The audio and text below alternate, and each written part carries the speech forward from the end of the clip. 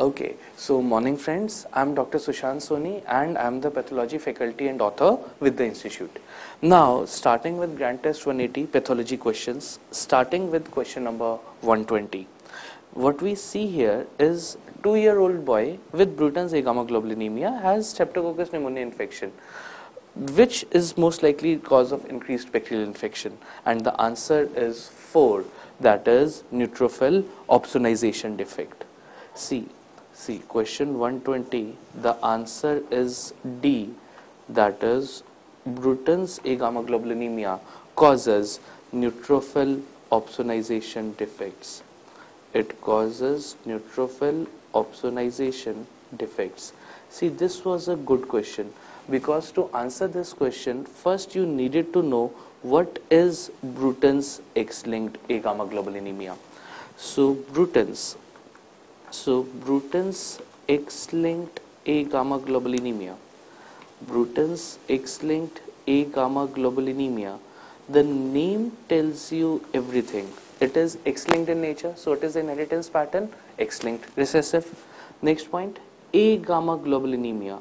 So there is failure of pre-B cells. So there is failure of maturation of B cells. First point, there is failure of maturation of B cells. As a result, A gamma globulinemia is occurring. Which is the most mature B cell? Plasma cell. So there is failure of pre-B cells. There is failure of pre-B cells to mature into the plasma cells.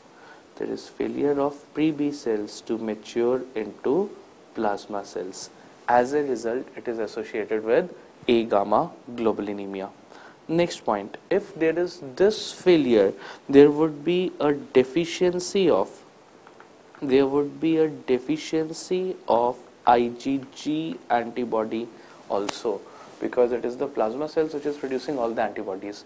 And what was IgG? Remember, it is an opsonization agent. Which were the main opsonization agents? Which complement factor? C3b, Fc fragment of IgG, CRP, fibrinogen and mannose. There were 5 opsonization agents. Because of deficiency of IgG, it is a neutrophil opsonization defect. This was a nice question. Next, this gets us to next one, that is question 121. Negative staining with CD3 is seen in. CD3 is a T cell marker. All of us know that. Pan T cell marker, cytoplasmic expression of CD3. What do we mean by cytoplasmic expression of CD3? T cells mature in the thymus. So in the thymus, we first have the most immature T cells and then they mature. The first expression of CD3 comes in the cytoplasm and gradually it goes to the surface. So pan T cell marker, cytoplasmic CD3. Now in this question, the options are negative staining with CD3 is seen in, meaning CD3 is absent in B cell lymphomas because CD3 is a T cell marker.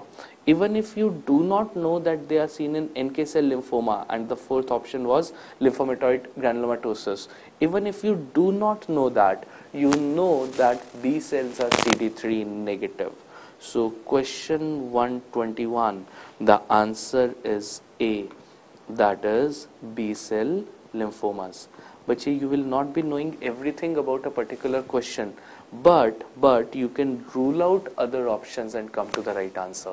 So this tells you that CD3 positivity is associated with T cell lymphomas, NK cell lymphomas and lymphomatoid granulomatosis. Next, this gets us to a next question, that is 122.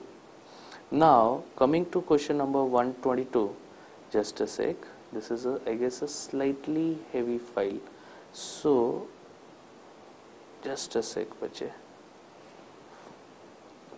This gets us to question 122. Now what we see here is an image.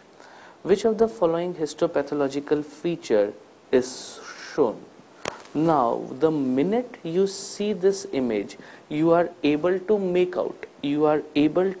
out the presence of these pink colored structures in the lamina propria. This we have discussed numerous times. This is the classical image of pass positive macrophages in lamina propria. So question 122, the answer is C. Question 122, the answer is C, that is POS positive macrophages. Pass positive macrophages in lamina propria. In lamina propria. And the diagnosis in that image was Whipple's disease. This question has been asked repeatedly. First point, Whipple's has a diagnostic biopsy. And what is the diagnostic feature of Whipple's? It shows the presence of pass positive granules, pass positive diastase resistant granules, where in macrophages, I'm adding one word, pass positive diastase resistant granules, where in macrophages, and the most common location of these macrophages is lamina propria. Next point, Whipple's disease. This occurs because of infection by an actinomycete. Whipple's, it occurs because of infection by an actinomycete, that is Trophirema whippleyi. It occurs because of infection by an actinomycete, that is Trophirema whippleyi. Next, this gets us to our next question, that is 123. Now, before I go to this question, which are the diseases with a diagnostic biopsy? Which all diseases have a diagnostic biopsy? They are Whipple's disease, A beta lipoproteinemia, MAC, Mycobacterium avium complex, that is TB, Hirschsprung's disease, intestinal lymphoma, lymphangiectasia, and amyloidosis.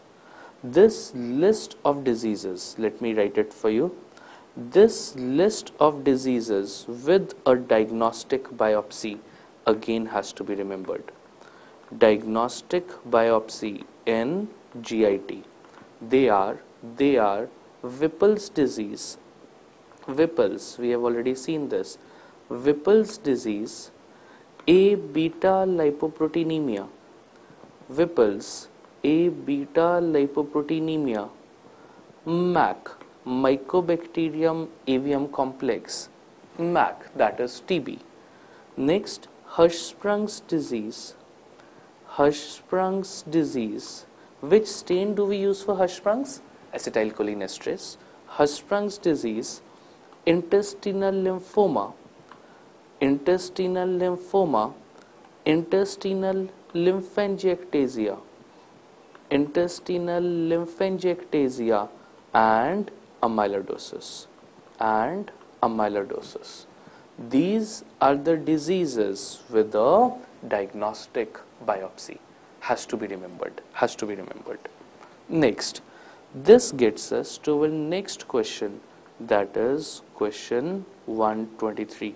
Now, before I go further, I am very satisfied with this paper. This is a very balanced paper, bache, in the sense that May Aims is right around the corner. This 1st March, it's almost 1st March, and May Aims is just around the corner. And this is the sort of paper that we'll expect in pathology with respect to Aims. Now, this gets us to question 123, which is the function of fibronectin in extracellular matrix. The name tells you fibronectin is responsible for adhesion, that is option 4, adhesion and cell attachment. Question 123, the answer is D, that is adhesion. Fibronectin, it is responsible for adhesion and cell attachment. Adhesion and cell attachment. Now, let us have a look at this in slight more detail. What is fibronectin? Fibronectin, it is an adhesive glycoprotein. Fibronectin, this is an adhesive glycoprotein. Adhesive glycoprotein.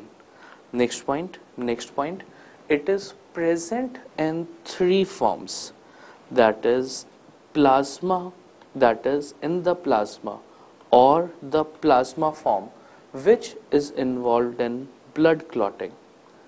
Plasma form which is involved in blood clotting, a cell surface form which binds to the cell surfaces transiently or permanently? Transiently. Cell surface form which binds to cell surfaces. A cell surface form which binds to cell surfaces transiently. Binds to cell surfaces transiently. And the last is matrix form. Last is the matrix form which is fibrillar in arrangement. Matrix form which is fibrillar and is responsible for adhesion and cell attachment. Next, this gets us to our next question, that is 123. Now, before we go further, let us have a look at elasticity also. In question 123, the third option was elasticity. Let us have a slight look at this also. It is the elastin protein. It is the elastin which is responsible for elasticity of the structures.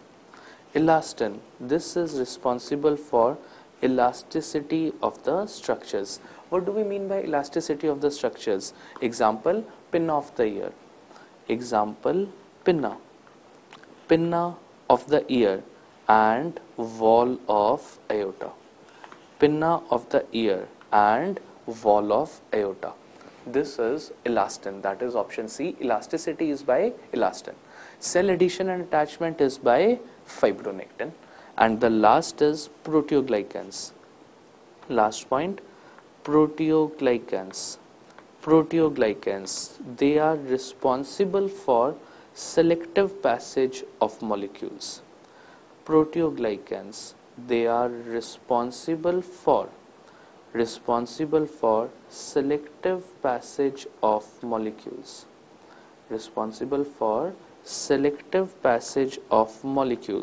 And binding of growth factors. Selective passage of molecules and binding of growth factors in extracellular matrix.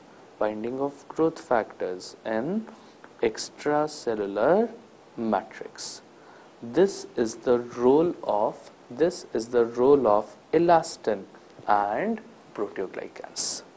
So question 123, that is the role of fibronectin was adhesion. Just a sec, I don't know, the file is actually heavy. Was adhesion and cell attachment, binding of signaling molecules and selectivity for passage of molecules, that is option A and B, was by proteoglycans. Elasticity is by elastin. Next, gross image is given. The minute you see this image, let me magnify it for you, we are able to make out that this is liver with pointed areas, that is the dark congested areas with the tan brown normal areas. So this is nutmeg liver. This is nutmeg liver, which is seen in right-sided heart failure. Think of it yourself, congestive heart failure.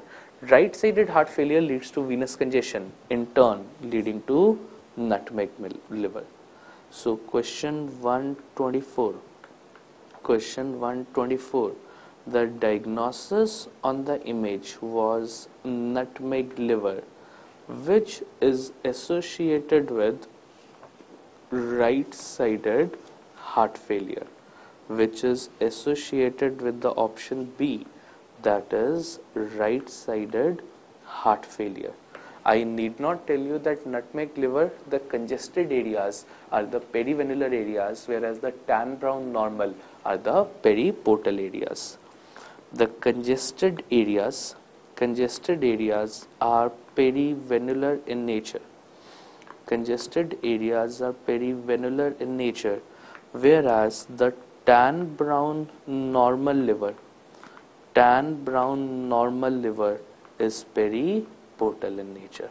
This I am sure everybody knows this, bache. Everybody knows this. Next point. So this gets us to our next question, That is question 125. This gets us to the next one, that is question 125. Now, starting with this, FNAC is not able to detect which of the following. I guess this is a spotter. This is a non-discriminatory, easy question, and the answer is follicular carcinomas. Question 125, the answer is C, that is follicular carcinomas. Now, before we go further, let us have a look at easy one-liners with thyroid. First question, investigation of choice for thyroid lesions.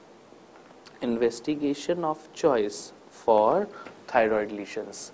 FNAC, biopsy, radioactive iodine uptake, ultrasound. Answer, FNAC, fine needle aspiration cytology. Next point, most common thyroid malignancy. Most common thyroid malignancy, papillary carcinoma thyroid, PTC, papillary carcinoma thyroid, followed by follicular carcinoma. Papillary carcinoma thyroid followed by follicular carcinoma. Next point, FNAC can detect all. FNAC can detect all except, it can detect all except follicular carcinoma. It can detect all except follicular carcinoma. Why? Because by FNAC we cannot differentiate. By FNAC we cannot differentiate follicular adenoma from carcinoma. We cannot differentiate follicular adenoma from follicular carcinoma. What do we need to make a diagnosis of follicular carcinoma? What do we need? Capsular invasion or metastasis. To make a diagnosis of follicular carcinoma, capsular invasion or metastasis is needed. Now my question to you was that on one hand I am saying that by FNAC I am not able to differentiate follicular adenoma from carcinoma. Then how am I able to make a diagnosis of PTC? That is diagnostic hallmark of papillary thyroid carcinoma. Diagnostic hallmark. Answer, microscopically it shows semoma bodies also, but is semoma body the diagnostic hallmark? Nahi bache. Semoma bodies are seen in numerous tumors other than PTC also. So the diagnostic hallmark of PTC is orphan annii nucleus. Diagnostic hallmark, orphan annii nucleus. It is a large nucleus, large clear nucleus with prominent nucleoli. Orphan annii nucleus, large clear nucleus with prominent nucleoli. This is PTC. Next, so this gets us to our next question, that is question number 126. This gets us to our next one, 126. Now starting with the question number, all are examples of warm type of autoimmune hemolytic anemia except the classical infection associated with cold type. You very well know that autoimmune hemolytic anemia is of two types, warm type, cold type. Warm type, which antibody? IgG, versus cold, which is IgM. Let me write it for you. You very well know that autoimmune hemolytic anemia, AIHA, is of two types, warm and cold type. Warm type and cold type. Which is the classical antibody in the warm type? IgG, versus the cold type, which is IgM. Which is the larger antibody? IgM. IgM is a large pentameric antibody, so it fixes complement. This is a large pentameric antibody, so it fixes complement, versus IgG, which may or may not fix complement. Next point, site of hemolysis. Warm type the most common site of hemolysis is extravascular hemolysis in spleen of the patient. Versus cold type, and we are just doing the highlighted important points in this, versus cold type, which has both intravascular and extravascular hemolysis, but more common is extravascular hemolysis in liver of the patient. More common is extravascular in liver. Last point, examples. Examples. Warm type, it is associated with CLL, chronic lymphocytic leukemia, SLE, systemic lupus erythematosus, and other idiopathic causes. That is, the causes are unknown. Versus cold type, where the classical infection associated with cold type of AIHA is Mycoplasma pneumoniae. Where the classical infection with cold type is Mycoplasma pneumoniae. So this was the question. This was the question. All of the following are associated with warm type except the answer is 4, that is Mycoplasma pneumoniae. The answer is D, Mycoplasma pneumoniae. This is a feature of cold type of AIHA. Next.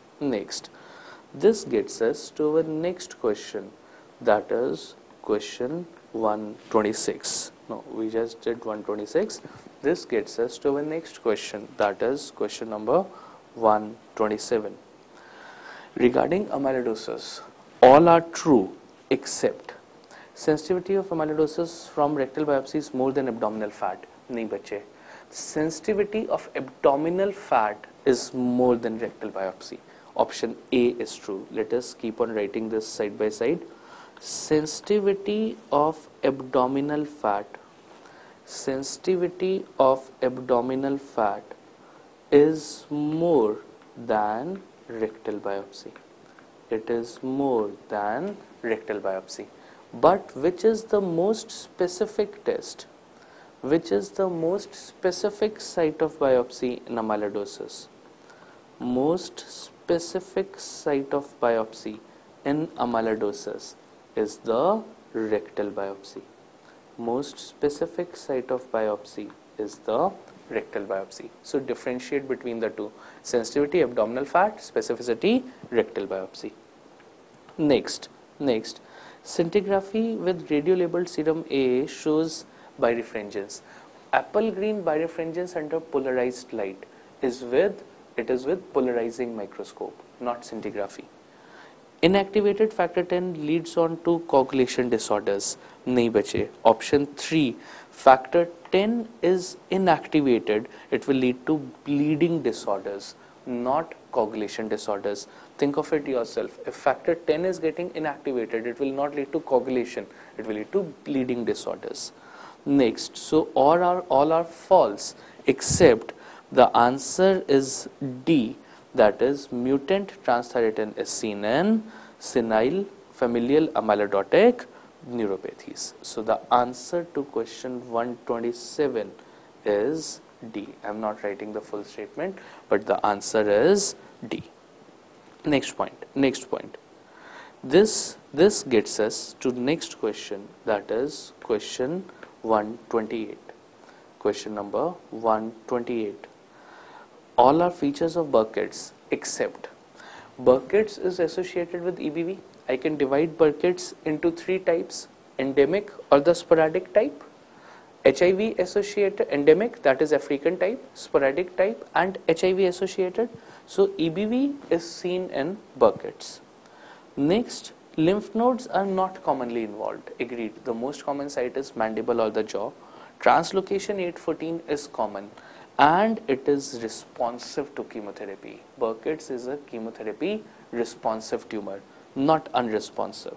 So question 128, the answer is D, that is Burkitt's is unresponsive to chemotherapy. Burkitt's is unresponsive to chemotherapy. This is false. It is responsive to chemotherapy. Now what we discussed was I can classify buckets into three types. Let me write it for you. I can classify buckets into three types, that is endemic or the African type, endemic or the African type, sporadic or non-endemic in nature, sporadic or non-endemic in nature, and the last is HIV associated. Next point, we very well know that buckets is associated with EBV, Epstein-Barr virus. So which is the most common buckets which is associated with EBV? Answer, it is the endemic type. 80 to 90% of endemic type is EBV associated. That is why it is endemic in nature, followed by HIV at 30 to 40%, and last is sporadic at 20 to 30%. Next point, most common site in endemic type is mandible. Most common site in endemic type is mandible.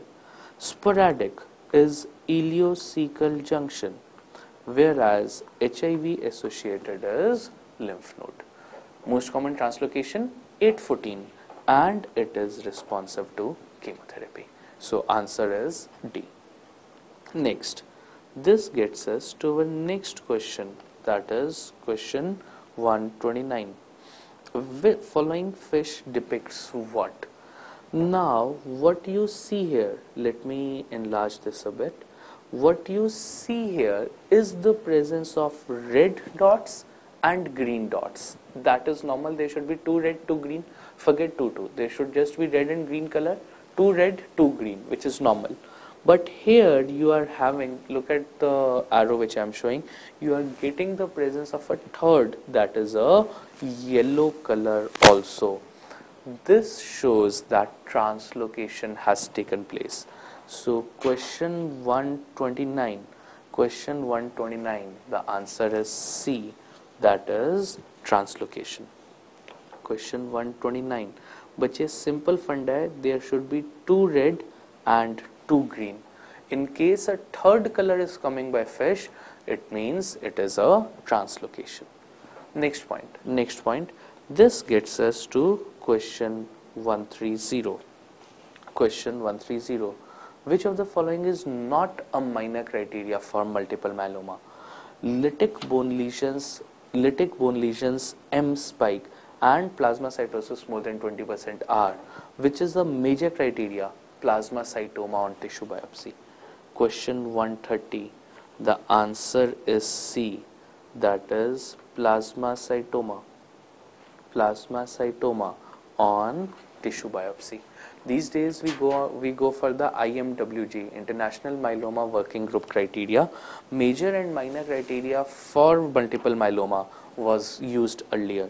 So let me just write down the major criteria for multiple myeloma. There are 3 major criteria for multiple myeloma. If you know the major ones, minor ones can be ruled out as such. The major criteria for multiple myeloma is plasmacytoma on tissue biopsy. Plasmacytoma on tissue biopsy. Next, bone marrow plasmacytosis. Bone marrow plasmacytosis with more than 30% plasma cells. In the question, the option was 20%. It is not 20, 30% plasma cells. 30% plasma cells. Next, last is M spike. Last is monoclonal globulin spike or M spike. Monoclonal spike of IgG more than 3.5 grams per deciliter. IgG more than 3.5 grams per deciliter. IgA more than 2 grams per deciliter. More than 2 grams.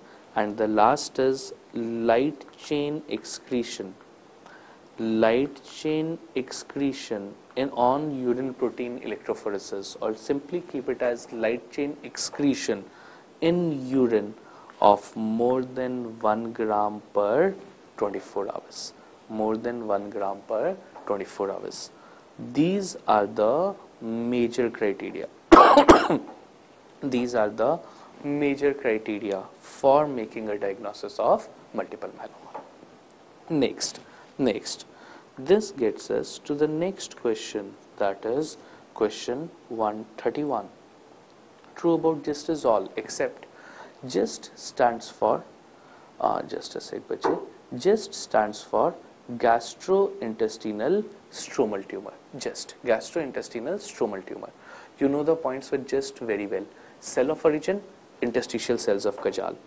Most common site, stomach. It is not the duodenum, stomach. So the answer is A. It has well-defined margins. Necrosis and ulceration is common, and imatinib is also effective. So question 131, the answer is A. That is, most common site of GIST is duodenum. It is not duodenum bache. The most common site of GIST is stomach. Next point, let us see this in slight more detail. Gastrointestinal stromal tumor. Cell of origin. Cell of origin is interstitial cells of Kajal. Cell of origin, interstitial cells of Kajal. Please don't call it as Kajal, Kajal. What is the normal function of interstitial cells of Kajal? They are the pacemaker cells. That is, they control GI peristalsis. They control GI peristalsis. Last point, one of the commonly asked questions with GIST are the markers. Markers of GIST. The most sensitive marker, markers for GIST, the most sensitive marker is CD117, CD117 or c-KIT, seen in 95% of the patients, versus the most specific marker, which is DOG1, that is designed for just one marker, DOG1. Done. This is GIST. Next point. This gets us to our next question, that is question 132. True about crescentic glomerulonephritis. Crescentic glomerulonephritis is also called as RPGN, rapidly progressive glomerulonephritis. Why do we call it as crescent? Because of the half moon shape. So before I go further, this is what we mean by crescentic glomerulonephritis. This is the glomerulus in which capillaries are pushed to one side.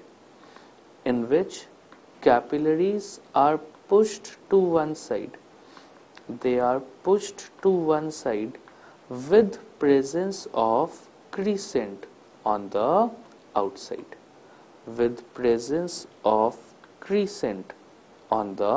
outside. This is a crescentic glomerulus.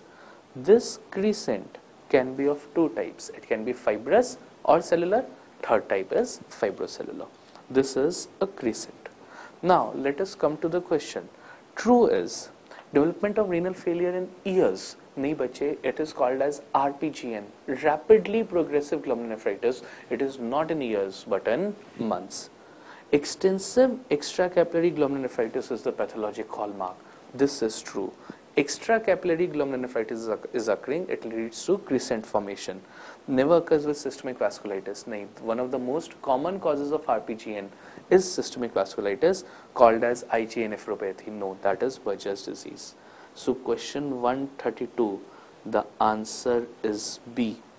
That is extensive extracapillary glomerulonephritis. That is extensive extracapillary glomerulonephritis is pathological hallmark. This is true. Next, this gets us to the next question, that is question 133. Important feature about nisidioblastosis. Nisidioblastosis is associated with insulin secretion, so it is associated with hypoglycemia. I am sure you will do this in much more detail in medicine, endocrine. It is associated with hypoglycemia. let us just have a look at few important points with nisidioblastosis. Nisidioblastosis, nisidioblastosis, Nesidio, nisidioblastosis. This, especially in infants and children, has fasting endogenous hypoglycemia. It has fasting endogenous hyperinsulinemic, hyperinsulinemic means insulin secretion is increased in fasting endogenous hyperinsulinemic hypoglycemia, which is more common in infants and young adults, which is more commonly seen in infants and young adults. First point. This is one of the most important points with nisidioblastosis. Next point. It is associated with microscopically. It is associated with diffuse islet involvement. That is, in the pancreas there is diffuse involvement of the islets with beta cell hypertrophy. This is nisidioblastosis. So it is associated with hypoglycemia. Next point. This gets us to question 134. Now what we see in this is 30 male, lower extremities aggravated by walking, cigarette smoking. It is classically given as a history of cigarette smoking. So which vasculitis is associated with cigarette smoking? Buerger's disease. And which HLA is associated with Buerger's? HLA B5. So question 134, the answer is A, that is HLA B5.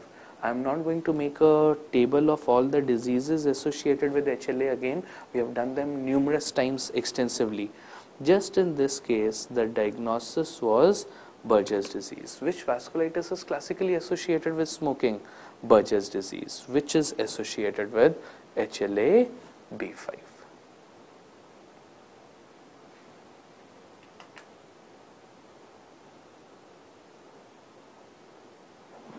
काटो यार, तुम काट क्यों नहीं रहे हो भाई?